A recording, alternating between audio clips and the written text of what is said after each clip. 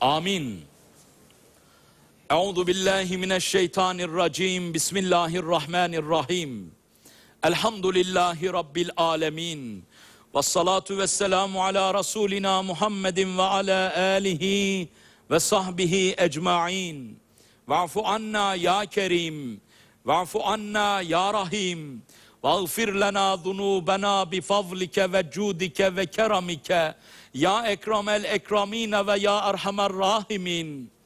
Ya Rahmanu ya Rahim, ya Aziz, ya Celil, ya Cebbar, ya Settar, ya Gaffar, ya Hafiz, ya Hannan, ya Mennan, ya Deyyan, ya Sübhan, ya Allah, ya Allah, ya Allah.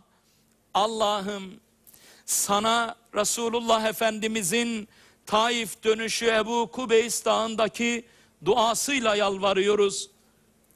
Yüzümüz yok ya Rabbi. Mazlumlarla Sırat Köprüsü'nün başına geldiğimizde biz kardeş değil miydik derse, dün sahilde vurulan Gazze sahilindeki 4 tane çocuk, bugün şehit edilen 5 aylık bebek, mahşer günü yanımıza durdurulduğunda hani biz kardeştik, Müslümanlar bir duvarın tuğlaları gibiydi hani bir vücudun azaları gibiydik dediklerinde Allah'ım hiçbir mazeretimiz yok. Ya Rabbi, Ya Rabbi, Resulullah Efendimiz Taif dönüşünde şöyle dua etmişti. Allah'ım kuvvetimin tükendiğini sana şikayet ediyorum ya Rabbi. Allah'ım beni kimin eline bırakıyorsun? Şu dine, imana, Allah'a, peygambere düşmanlık eden Mekke kavmine mi beni teslim ediyorsun? Allah'ım gücümün bittiğini, zayıfladığımı, gücümün yetmediğini sana şikayet ediyorum ya Rabbi demişti peygamberimiz. Eğer bana kırılmadınsa, eğer bana darılmadınsa Allah'ım ben bu çektiklerimden dolayı şikayetçi değilim. Yalnız kaldım diyen Hazreti Nuh gibi ya Rabbi, inni mağlubun diyordu Hazreti Nuh. Ben yenildim ya Rabbi, ben mağlup oldum. Allah'ım sana itiraf ediyoruz. İnsanlık mağlup oldu Gazze'de ya Rabbi. Doğu Türkistan'ın adını bile ananlar kalmadı ya Rabbi. İnsanlık mağlup oldu ya Rabbi. Katından yardımcılar gönder Allah'ım. Ya Rabbi Gazze'ye yardım eyle. Filistin'e yardım eyle. Mazlum kardeşlerimize imdad eyle.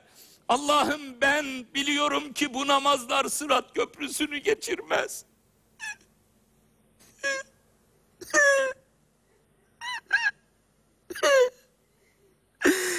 Allah'ım ya Rabbi, ya Rabbi, ya Rabbi yardım eyle ne olur. Gazze'ye yardım eyle ya Rabbi. Gazze'ye yardım eyle ya Rabbi. Ya Rabbi yardım eyle kardeşlerimize. Bunun hesabı ağır olacak Allah'ım. Bunca zulmü göre göre susanların vicdanına sen merhamet ver ya Rabbi. Allah'ım hangi dinden olursa olsun. Ya Rabbi susanlara, utanmadan İsrail zulmüne ses çıkarmayanlara haya, edep, iman, vicdan ver ya Rabbi. Ya Rabbi bizimle olmuyor. O toprakların Musa'sını topraktan yeniden çıkar ya Rabbi. O topraklara Selahaddin yolla ya Rabbi. Ya Rabbi gördük ki 313 Bedir gazisi 1,5 milyar Müslümandan güçlüymüş.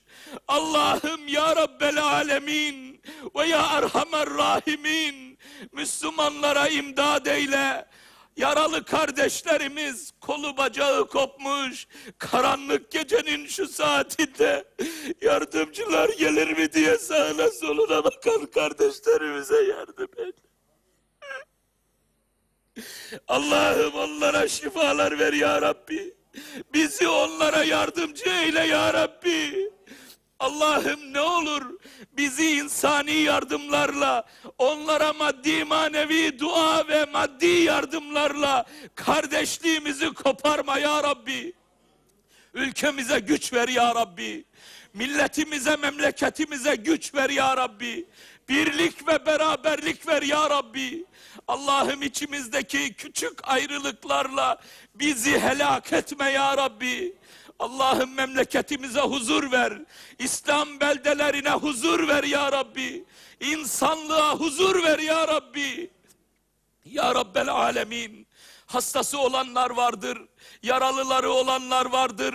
Dünyadaki bütün hastalığı olanlara şifalar ver ya Rabbi. Derdi olanlara devalar ver ya Rabbi. Ya Rabbel Alemin, ölmüş kardeşlerimize, şehit olmuş kardeşlerimize, amin diyenlerin ahirete göç edenlerine rahmet eyle. Milletimize, memleketimize ya Rabbi birlik ve beraberlik ihsan eyle. Bu ülkenin, bu memleketin, bu vatanın, bu devletin ve İslam toplumunun, insanlığın bir adım iyilik yolunda ileri gitmesi için kim çalışıyorsa onlara yardım eyle ya Rabbi. Kazalardan, belalardan, görünen ve görünmeyen musibetlerden sen koru ya Rabbi. Ya Rabbi bizi harama muhtaç etme. Ölünceye kadar malımıza, soyumuza, kanımıza, derimize, etimize, neslimize rızkın haramını karıştırma. Allah'ım ya Rabbi huzurunda bizi mahcup etme. Allah'ım kardeşlerimizin, zulme uğramış Müslümanların karşısında bizi mahşur günü rezil ve rüsva etme ya Rabbi. Ölmüşlerimize rahmet eyle ya Rabbi.